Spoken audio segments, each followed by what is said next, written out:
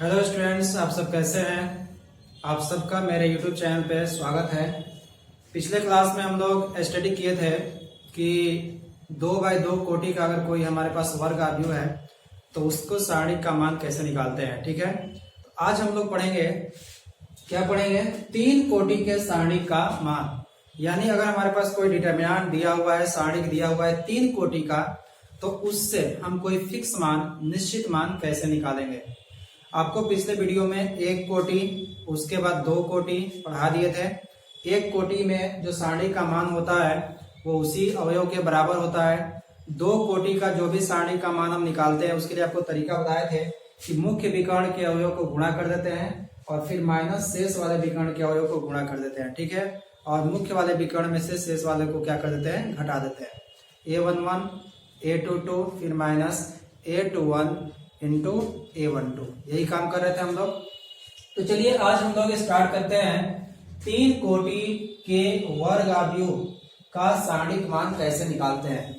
तो चलिए स्टार्ट करते हैं हम लोग, ध्यान से समझिए और हाँ, वीडियो को लास्ट तक देखिए। जो भी प्रॉब्लम होता है उसको कमेंट बॉक्स में जाके कमेंट कीजिए। आपको अच्छा लगता है, नहीं भी अच्छा लगता है, ठीक है, ताकि हम आगे वाले वीडियो में उस चीज को और सुधारा जा सके, उस चीज को और जो है सुधार किया जा सकेगा वीडियो में। और आपको एक जवाब बता दें कि अगर आपको बोर्ड में प्रॉब्लम होगा, लाइट वगैरह की प्रॉब्लम हो गई तो आप कमेंट बॉक्स में जाके कमेंट करेंगे, या तो कोई दिक्कत नहीं होगा तब पर भी कमेंट कर देंगे। क्या कमेंट करेंगे आप सब जानते हैं, ठीक ना। चलिए आगे बढ़ते हैं, ध्यान समझिए। 3 कोटि के सारणी का मान, आप सब चालाक स्टूडेंट है, 12th क्लास एक साथ पढ़ दिए तब 12th में चले गए ना, अब इतनी तो चालाकी हो ही जाती है। चलिए स्टार्ट करते हैं। 3 कोटि के सारणी का मान, value of determinant of order 3, value of determinant of order 3। तो मान लीजिए हमारे पास कोई 3 कोटि का एक वर्ग आव्यूह है। ध्यान समझिए, 3 कोटि का वर्ग आव्यूह, एक वर्ग आव्यूह है जिसका अवयव A11 A12 A13 A21 A22 A23, उसके बाद A31 A32 A33, ये अवयव दिया है। तो अगर इसके डिटर्मिनेंट लिखना होगा तो डिटर्मिनेंट ऑफ ऐसे लिखेंगे, और इसका डिटर्मिनेंट लिखने के लिए हम लोग 2 शटर, याद है ना, पिछले क्लास में बताया था इसका क्या नाम है, शटर। आप शटर मत चलाना, ये डिटर्मिनेंट का साइन है, ठीक है, ये सारणी का चिन्ह है, इसको ऐसे लिखते हैं। तो डिटर्मिनेंट ऑफ ए क्या होगा, A11, उसके बाद A12, उम्मीद है आपको मजा आ रहा होगा, A13 मजा नहीं आ रहा होगा, A13, उसके बाद A21, उसके बाद क्या होगा A22 A23। वीडियो को लास्ट तक ध्यान से देखेंगे, आपको फीलिंग वही जो है ऑफलाइन क्लास वाली आएगी, ठीक है। और ध्यान से समझिए और वीडियो को लाइक जरूर करें, चैनल को सब्सक्राइब करें अगर हमारे चैनल पे पहली बार आए हो तो। देखिए अगला पॉइंट क्या होगा, अगला जो है नंबर है यहाँ पे A31, इसका पोजीशन है A32, अगला है A33, ये दिया हुआ है। तो A वर्ग आव्यूह है जो कितने कोटि का, 3x3, 3 कोटि का है, तो सारणी भी 3 कोटि की होगी। अब इसका हमको मान निकालना। अब यहाँ पे ध्यान से समझिएगा कैसे हम लोग मान निकालेंगे। अच्छा ये बताइए कि इस सारणी में कितने पंक्ति है, कितने पंक्ति है, 3, 1 2 3। बहुत कॉन्सेंट्रेशन के साथ ध्यान से सुनिए, कॉन्सेंट्रेशन बनाए रखेंगे, ध्यान से सुनेंगे, यही इंपॉर्टेंट है जो आपको बोर्ड एग्जाम में पूछा जाता है। 3x3 कोटि का सारणी, समझ में आई बात। तो इसलिए आप ध्यान से समझिए और इसको बनाने का आपको तरीके जो बताएंगे उसको आप दिमाग में बैठाते जाइए। तो determinant of A11 A12 A13, इसमें अवयव है A21 A22 A23 A31 A32 A33। हम क्या पूछ रहे थे कि इसमें पंक्ति कितनी है, तो देखिए 1 पंक्ति 2 पंक्ति 3 पंक्ति, यही है। उसके बाद कितने स्तंभ है, 1 स्तंभ 2 स्तंभ 3 स्तंभ। इसका मतलब कि 3 पंक्ति और 3 स्तंभ है, 3 पंक्ति और 3 स्तंभ, टोटल कितना हो गया 6, टोटल कितना हो गया 6। इसका मतलब हम क्यों आपसे पूछ रहे हैं कि 3 और 3 6 होता है, ये तो सब लोगों को आता है, ये तो 3 और 3 6 होता है, सब लोगों को आता है। लेकिन हम आपसे क्यों पूछ रहे हैं कि 3 और 3 6 हो गया, इसका मतलब कि इस जो सारणी का हम मान निकालने वाले हैं टोटल कितने तरीके से निकाल सकते हैं, 6 तरीके से निकाल सकते हैं। तो किसी भी 3 कोटि के सारणी का अगर मान निकालना होगा तो आपके पास टोटल कितना तरीका है, 6। और भी तरीके हैं, आगे बताएंगे शॉर्टकट ट्रिक्स, लेकिन अभी 6 तरीके हैं जो बेसिक है, ठीक है। तो 6 तरीके से निकालेंगे। तो अगला क्वेश्चन क्या दिमाग में आता है कि सर अगर हम 6 तरीके से इसका मान निकालेंगे तो क्या 6 तो आंसर आएगा, 6 तरीके का आंसर आएगा? तो ऐसी बात नहीं है। आप जिस भी तरीके से निकालेंगे, जिस तरीके से भी आपको आसान लग रहा है, पंक्ति से, स्तंभ से, पहली पंक्ति, दूसरी पंक्ति, तीसरी पंक्ति, या पहला स्तंभ, दूसरा स्तंभ, तीसरा स्तंभ, किसी भी तरीके से निकालेंगे, हर केस में जो है आपका आंसर सेम आएगा। हर केस में आपका आंसर वही आएगा, आप किसी भी तरीके से निकालें। तो चलिए हम आपको एक तरीका बताते हैं और बाकी के आप तरीके भी अपने से बना सकते हैं। अपने से समझ के बनाइए और कोई भी डाउट होता है तो उसको पूछिए, फिर नेक्स्ट वीडियो में आपको बता देंगे। ठीक है, तो चलिए स्टार्ट करते हैं। हम ध्यान समझिए हम किससे बनाने चाह रहे हैं। तो यहाँ पे देखिए, ये पहली पंक्ति, दूसरी, तीसरी, और ये पहला स्तंभ, दूसरा स्तंभ, तीसरा स्तंभ है। तो हम पहली पंक्ति की सहायता से बनाना चाह रहे हैं। ठीक है, आपको एक पंक्ति या एक स्तंभ की सहायता से आपको दिखाते हैं और फिर वैसे ही आपको तरीका बताएंगे और वही तरीका जो है आप दूसरे में अप्लाई करेंगे, तब पर भी आपका रिजल्ट सेम होगा। अब इसको हम R1 यानी पहली पंक्ति की सहायता से बनाना चाह रहे हैं। अब पहली पंक्ति की सहायता से बनाना चाह रहे हैं तो हमको यहाँ पे ध्यान देना है कि पहली पंक्ति में R1 में आने वाला अवयव कौन कौन है। तो बताइए, R1 में आने वाला अवयव कौन है? पहला अवयव कौन है? A11, दूसरा कौन है? A12, तीसरा कौन है? A13। इनका मतलब कि इन सभी अवयवों को हमको यूज करना पड़ेगा। तो आपको थोड़े समय के लिए बता दें, इससे आगे लिखवा देंगे कि AIJ अवयव होता है। इसमें जिस अवयव को हम लेते हैं उसके पहले का चिन्ह भी तो देंगे ना, प्लस होगा कि माइनस होगा। तो आपको प्लस माइनस का चिन्ह पहले देने के लिए, लिखने के लिए बता देते हैं, तब इसमें हम लोग आते हैं। तो ध्यान से समझिए, अगर ये अवयव AIJ है तो AIJ में अगर I प्लस J बराबर अगर सम संख्या होगा, क्या होगा? सम संख्या। I प्लस J बराबर क्या होगा? सम संख्या होगा। तो उस अवयव के पहले का चिन्ह, उस अवयव के पहले का चिन्ह क्या लेंगे? चिन्ह लेंगे पॉजिटिव। क्या लेंगे? पॉजिटिव यानी धनात्मक लेंगे। इसका मतलब कि I प्लस J यानी I और J का अगर योगफल सम संख्या आएगा तो उसके पहले का चिन्ह क्या लेंगे? धनात्मक लेंगे। क्लियर? अगर यही I प्लस J बराबर विषम आ जाएगा, कोई विषम संख्या आ जाएगा, तो उसके पहले का चिन्ह क्या लेंगे? माइनस लेंगे। उसके पहले का चिन्ह क्या लेंगे? माइनस लेंगे। ये बात समझ में आया? तो बताइए, तो यहाँ A11 है, यहाँ पे क्या लिखा हुआ है? A11। तो अगर ये A11 है तो 1 और 1 कितना होता है? बोलिए, यहाँ पे I का मान कितना है? 1, J का मान 1, तो 1 प्लस 1 कितना होगा? 2। तो 2 सम संख्या, एक विषम संख्या, सम संख्या है, तो इसके पहले का चिन्ह क्या लेंगे? प्लस लेंगे। अच्छा ये बताइए, A12 में I के जगह पे 1 है, J के जगह पे 2 है, तो 1 प्लस 2 कितना होगा? 3। 3 कैसी संख्या है? विषम है, तो इसके पहले का चिन्ह क्या होगा? माइनस। ये बोलिए 1 और 3 क्या है? 1 3 कितना होगा? 4। तो 4 कैसी है? सम है, तो सम, तो इसके पहले का चिन्ह क्या लेंगे? प्लस। ये चीज क्लियर हो गया? अब उसी अवयव के पहले चिन्ह लेंगे जिसके सापेक्ष आप विस्तार कर रहे हैं। बात समझ में आया? तो R1 के सापेक्ष हम विस्तार कर रहे हैं, तो R1 में आने वाला जो भी अवयव है वो A11, A12, A13 याद रहेगा। I और J का योगफल अगर सम संख्या होगा तो उसके पहले का चिन्ह क्या लेंगे? प्लस लेंगे। और I और J का सम अगर विषम संख्या होगा, योगफल उसका विषम होगा, तो उसके पहले का चिन्ह क्या लेंगे? ऋणात्मक लेंगे, माइनस में लेंगे। अब देखिए इसका विस्तार कैसे करते हैं, इसको बनाते कैसे हैं, इस चीज को समझते हैं हम लोग। ध्यान समझिए। तो अगर देखा जाए यहाँ पे A11 के पहले का चिन्ह क्या होगा? प्लस।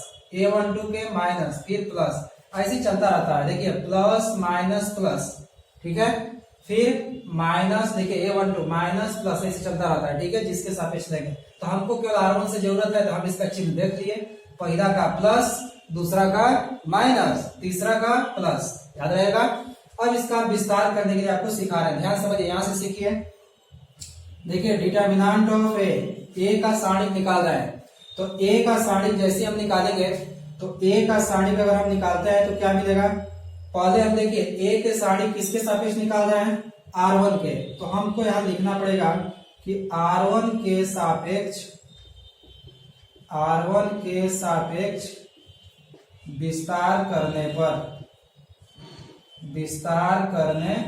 पर हमको किसके सापेक्ष विस्तार करना है? R1 के सापेक्ष। तो R1 के सापेक्ष अगर विस्तार करना होगा तो लिखेंगे डिटर्मिनेंट ऑफ ए। अब यहाँ ध्यान से समझिए, R1 में पहला अवयव कौन है, A11, दूसरा अवयव कौन है, A12, तीसरा कौन है, A13।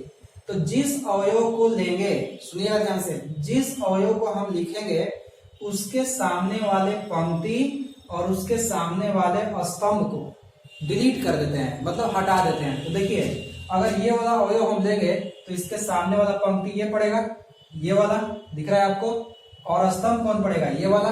तो इसको हम डिलीट कर देंगे, इसको ऐसे क्या कर देंगे हम लोग, ढक लेंगे, छिपा लेंगे। ठीक है, जैसे छिपा लेंगे तो हमारे पास ये चार अवयव A22, A23, A32, A33 बचेंगे। ठीक है, तो इसको पहले आपको सजाने का तरीका बताते हैं। तो देखिए, पहले A11 लेंगे तो A11 हो गया। तो A11 अब क्या करते हैं कि इसके सामने वाला देखिए ये पंक्ति और ये स्तंभ हटेगा तो आपको 1, 2, 3, 4 अवयव मिलेगा, और इन चारों अवयवों का जो डिटर्मिनेंट वैल्यू होगा उसी को लिखते हैं, जो डिटर्मिनेंट वैल्यू होगा उसी को लिखते हैं। तो जब भी अवयव के सामने वाले पंक्ति और स्तंभ को हटाएंगे तो हमको 2 कोटि का सारणिक मिलेगा, और उसी 2 कोटि के सारणिक को हम यहाँ लिखते हैं। तो A11 देखिए, इसके पहले का चिन्ह क्या होगा, प्लस, याद है, तो प्लस दे दिए, फिर यहाँ पे इंटू दे दिए, तो इसके सामने वाला पंक्ति और स्तंभ कट गया, इसको लिख देते हैं A22, अगला क्या होगा A23, अगला क्या होगा A32, और नेक्स्ट क्या है A33। समझ में आ रही है बात? तो बोलिए हाँ, समझ में आ रही है। चलिए ठीक है, आगे बढ़ते हैं। A11 का काम खत्म हो गया। अब इसके आगे कौन अवयव है, A12। तो बोलिए A12, 1 और 2 कितना, 3, विषम संख्या है तो इसके पहले का चिन्ह क्या होगा, माइनस, देखें माइनस A12 हो गया। अब हम क्या बोले हैं कि जिस अवयव को लेंगे उसके सामने वाले पंक्ति, देखिए इसके सामने वाले पंक्ति ये पड़ेगा, पहली पंक्ति, और इसके सामने वाला स्तंभ दूसरा स्तंभ पड़ेगा कि नहीं। तो ये पहली पंक्ति, ये पहली पंक्ति और ये दूसरा स्तंभ कट जाएगा, तो ये और ये कटेगा, क्या बचेगा, ये वाला दिख रहा है। तो इसका मतलब इसको डिटरमिनेंट में लिखेंगे A21, और क्या बचा A23, उसके बाद क्या बचा A31, उसके बाद A33, यही बचा है। समझ में आई बात? उसके बाद लास्ट में क्या है, प्लस देंगे A13। अब देखिए A13, इसके सामने वाला पंक्ति ये पड़ेगा, स्तंभ ये पड़ेगा, तो ये हो गया आपका पंक्ति और ये हो गया आपका स्तंभ। ठीक है, तो ये जैसे कटेगा तो क्या बचेगा A21, उसके बाद A22, उसके बाद A31, उसके बाद A32, यही बचेगा। तो इसको हम लोग इस तरह से लिख लेंगे। लिखने के बाद अब देखिए इसको हम हल करेंगे। इसको हल कैसे करेंगे, तो इसको हल करने के लिए हम यहाँ पे देखिए आगे बढ़ते हैं। डिटर्मिनेंट ऑफ ए बराबर, बोलिए 2 कोटि का ये सारणिक हो गया कि नहीं। और 2 कोटि के सारणिक को बनाने के लिए आपको तरीके बताए हैं कि मुख्य विकर्ण के अवयव को गुणा कर देंगे और फिर माइनस शेष वाले विकर्ण के अवयव को गुणा कर देंगे। तो चलिए यहाँ पे इसको हल करते हैं। तो A11 हो गया, उसके बाद इंटू, बोलिए इसका इसमें गुणा होगा, इसका इसमें दिख रहा है, तो ये हो जाएगा A22 इंटू A33, यही होगा। फिर माइनस इसका इसमें गुणा होगा A32 इंटू A23, हो गया। फिर नेक्स्ट क्या आएगा, माइनस में A12। अब देखिए इसको हल करेंगे 2 कोटि का, तो इसका इसमें गुणा होता है, बताया आपको पिछले क्लास में। A21 इंटू A33 माइनस इसका इसमें कर देंगे तो A31 इंटू A23, ये हो जाएगा। उसके बाद प्लस A13 हो गया। अब देखिए इसका इसमें गुणा कर देंगे, समझ में आ रही है आपको बात? अब तो आपको क्लियर हो रहा होगा। A32 हो गया, उसके बाद माइनस दे देते हैं। माइनस के बाद देखिए यहाँ नीचे लिख देते हैं A31 इंटू कितना हो जाएगा A22, A31 इंटू A22। अब इसका हम देखिए ये हो गया आपका डिटर्मिनेंट ऑफ ए। तो ये इससे जो भी मान आएगा वही जो है ए का क्या कहलाएगा, सारणिक का मान कहलाएगा। तो इसमें आपको सबसे आसान तरीका क्या है कि आपको जिस पंक्ति या स्तंभ के सापेक्ष विस्तार करना है उसके अवयव को देख लीजिए, प्लस माइनस देख लेना है, किसमें प्लस होगा किसमें माइनस होगा। तो i प्लस जे अगर सम संख्या आएगा मतलब कि ये अवयव का योगफल अगर सम आएगा तो उसके पहले प्लस देंगे, विषम आएगा तो माइनस देंगे। तो इस तरीके से आप विस्तार कर सकते हैं। हमने किसके सापेक्ष विस्तार किया? R1 के सापेक्ष विस्तार किया। तो हम R1 के सापेक्ष विस्तार किए तो इस तरह से हो गया। आप R2 के सापेक्ष, R3 के सापेक्ष, C1 के सापेक्ष, C2 के सापेक्ष या C3 के सापेक्ष किसी के सापेक्ष कर सकते हैं। जिसके भी सापेक्ष करेंगे हर केस में आंसर क्या देगा? सेम। तो इसको आप कॉपी कर लें, ठीक है। और इसके बाद हम लोग एग्जाम्पल लगाते हैं। तो 3 कोटि के जो है वर्ग अवयव का सारणिक मान इस तरह से निकालेंगे। समझ में आ गई बात? अब देखिए इसमें हम लोग एक बारी बारी से एग्जाम्पल देख लेते हैं। तो एक एक हम लोग करके देखेंगे एग्जाम्पल। इसको आप कॉपी कर लिए। चलिए नेक्स्ट हम लोग एग्जाम्पल देखते हैं। तो लिखिए क्वेश्चन लिखेंगे, कॉपी और पेन लेकर के बैठिए। आप लोग नोट उतारते जाइए। जितने भी नोट्स आपको यहाँ पे लिखवाते जा रहे हैं उसको आप बनाते जाइए, कॉपी में नोट करते जाइए।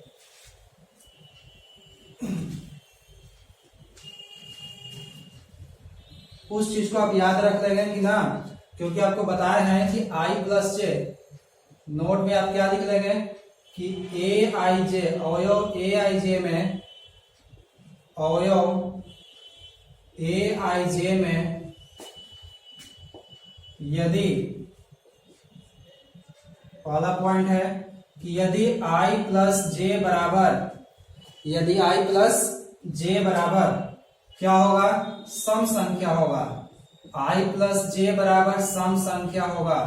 सम संख्या हो तो अवयव के पहले का चिन्ह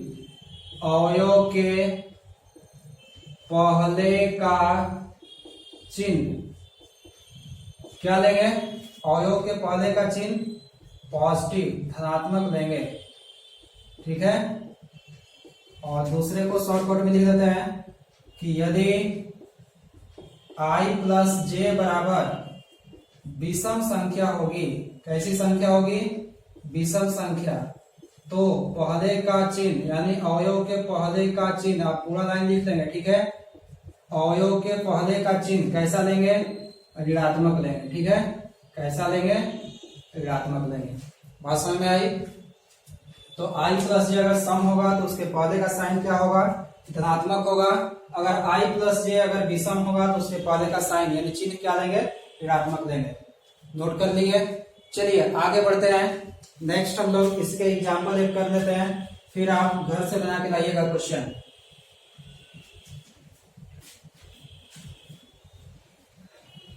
तो यहाँ पे हम लोग क्वेश्चन लेते हैं।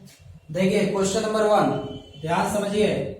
सीधे सीधे हम लिखते हैं सारणिक। देखिए सारणिक लेते हैं, इसका मान आपको निकालना है। जैसे 2 3 4 हो गया। कितना दिया है? 2 3 4। उसके बाद 5 7 1 7 4 2, ठीक है। ये आपको दिया हुआ है, इसका मान निकालना है। तो इसका मान आप किसके सापेक्ष निकालना चाहते हैं? जिसके सापेक्ष भी निकालना चाहते हैं आप निकाल सकते हैं। तो चलिए हम यहाँ पे इसको करते हैं। किसके सापेक्ष निकालना चाहते हैं बोलिए। अच्छा ये बताइए इस सारणी का मान आप कितने तरीके से निकाल सकते हैं? 6 तरीके से। हर केस में आंसर सेम आएगा। बोलिए किसके सापेक्ष निकालें? चलिए किसने कहा? R1 के सापेक्ष। चलिए R1 के सापेक्ष निकालते हैं। R1 के सापेक्ष विस्तार करने पर, R1 के सापेक्ष विस्तार करने पर, चलिए विस्तार करते हैं, ध्यान समझिए। तो इसका मान क्या होगा? R1 में कौन कौन है? ये R1 है, इसमें अवयव 2 3 और 4 है। बोलिए 2 के पहले का चिन्ह क्या होगा? प्लस, इसका माइनस, इसका प्लस। याद है आपको? Plus minus plus. तो यहाँ पे देखिए 2 लेंगे, पहले 2 लेंगे। तो 2 को लेने के बाद इसके सामने वाला ये पंक्ति और स्तंभ कटेगा तो क्या मिलेगा? 7 1 4 2। यहाँ पे मिलेगा 7 1 4 2, यही मिलेगा। समझिए आप ध्यान से, 7 1 4 2 यही मिलेगा। लेकिन हम इतना लिखेंगे भी नहीं, इतना लिखेंगे टाइम वेस्ट होगा, आपका पेज भी ज्यादा लगेगा, इंक भी खराब होगा, ठीक है। और गार्जियन को बर्बाद भी करेंगे लास्ट में, ठीक ना। इसलिए हम क्या करेंगे कि आपको मालूम है कि 2 कोटि का अगर जो सारणिक होगा तो उसका विस्तार करने के लिए मुख्य विकर्ण का गुणा फिर माइनस शेष वाले विकर्ण का गुणा कर देते हैं। तो आप इतना न लिख करके हम क्या करते हैं कि सीधा सीधा इसको ये समझ लेते हैं कि देखिए 2 है तो 2 के सामने वाला ये पंक्ति और स्तंभ कट गया। तो देखिए क्या करेंगे, 7 का गुणा किस में, 2 में, तो 7 गुना 2 कितना होगा, 14 हो गया। फिर माइनस 4 का 1 में गुणा करेंगे तो 4 हो जाएगा। समझ में आ गई बात, एक ही बार में हो गया। फिर अगला संख्या कौन है, -3 लेंगे। अब बोलिए -3 दे दिए तो 3 के सामने वाला पंक्ति ये पड़ेगा ऊपर वाला R1 और स्तंभ पड़ेगा C2। कौन पड़ेगा, C2। तो R1 और C2 को छोड़ देंगे तो ये बचेगा बेचारा 5 1 7 2। तो 5 का गुणा किस में होगा, 2 में। कभी भी आप ऐसा नहीं करेंगे, उल्टा मत कर दीजिएगा, 7 में 1 का सर पहले लिख देते हैं, ये गड़बड़ हो जाएगा। 5 का 2 में कितना होगा, 10। फिर माइनस 7 का गुणा 1 में कितना होगा, 7। समझ में आई बात। उसके बाद प्लस 4 होगा, 4 देंगे। अब देखिए 4 के सामने वाला पंक्ति कौन है, 4 के सामने वाला पंक्ति जो है ये पड़ेगा, स्तंभ ये पड़ेगा, यानी R1 और C3। तो 5 का गुणा किस में होगा, 4 में, कितना आएगा 20, माइनस 7 का 7 में होगा तो कितना आएगा 49। क्लियर हो गया। अब इसको हम लोग क्या कर लेंगे, हल करेंगे। तो बोलिए 14 - 4, जल्दी बताइए, 14 - 4 कितना होगा, 10, और 10 गुना के 20, काम खत्म। फिर माइनस 10 में से 7 घटेगा तो 10 में 7 घटेगा 3, और 3 3 का कितना 9। 20 में से 49 घटेगा कितना होगा, जल्दी बोलो, 29 होगा। अरे 29 होगा ना, 20 में से 49 घटेगा कितना होगा, 29 होगा। 29 में 4 का कट से गुणा करो कितना होगा, 9 चौके 36 के 6, और 4 गुना के 8, और 8 और कितना होगा, 8 3 11, 116। ठीक है ना, क्लियर है। कैलकुलेशन कर देंगे। अब इसको क्या करें, देखिए प्लस में दोनों प्लस में जोड़ दीजिए, 116 और 20 कितना हो जाएगा, 6 हो जाएगा यहाँ पे, और 3 हो जाएगा 1, 136 हो गया। 136 - 9 कितना हो जाएगा, बोलिए 16 में से 9 घटेगा, 16 में से 9 घटेगा 7, और उसके बाद ये हो जाएगा 2, और ये हो जाएगा 1, 127। इसका मतलब इस डिटरमिनेंट का वैल्यू कितना आएगा, 127 आएगा। समझ में आ गई बात। तो इस तरीके से हम लोग जो है डिटरमिनेंट की वैल्यू निकालेंगे। क्लियर है। अब इसमें आपको एक चीज और बता देते हैं कि जिस जो है पंक्ति या स्तंभ में सबसे ज्यादा जीरो होता है ना, उसका सारणिक का मान निकालना आसान होता है, उसका सारणिक का मान निकालना आसान होता है। तो इसको आप नोट कर लेंगे। समझ में आई बात। एक और एग्जांपल इसमें हम लोग करते हैं। देखिए एक और एग्जांपल यहाँ पे आपको दिखाते हैं, ध्यान समझिए। इसको कॉपी कर लिए, चलिए मिटाते हैं इसको। ठीक है, अगला क्वेश्चन है,